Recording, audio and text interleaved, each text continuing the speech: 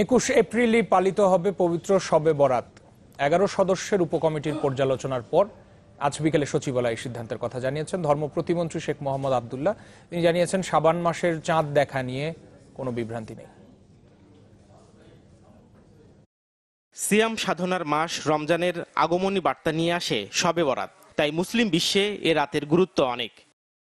রীতি অনুযায়ী শবে বরাতের তারিখ নির্ধারণে জাতীয় চাঁদ দেখা কমিটি 6 এপ্রিল 29 রজবের সন্ধ্যায় বৈঠকে বসে।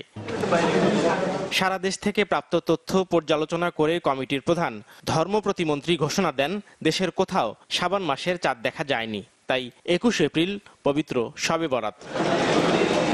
কিন্তু কমিটির এই সিদ্ধান্তে দ্বিমত জানায় মজলিসু রুয়াইয়াতিল হিলাল নামে একটি সংগঠন। তাদের দাবি, খাগড়াছড়িতে শাবান মাসের চাঁদ দেখা গেছে।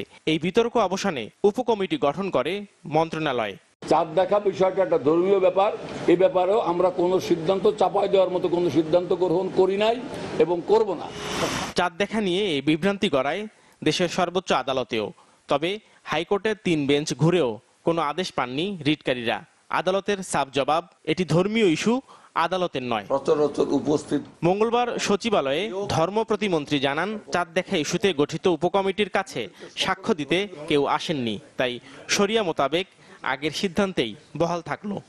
আল্লাহ এবং আল্লাহ রসুলকে খুশি করার জন্য যে সিদ্ধান্ত আছে, আমরা এক বাক্যে সকলে এইটাকে মেনে নিয়ে লাইলাতুল বারাত 21 তারিখে যে উদযাপন করার পূর্বের যে ঘোষণা, সেটাই ঠিক আছে। তাই এই বিষয়ে আর বিতর্কে না জড়াতে সবার প্রতি অনুরোধ জানায় জাতীয় চাঁদ দেখা কমিটি।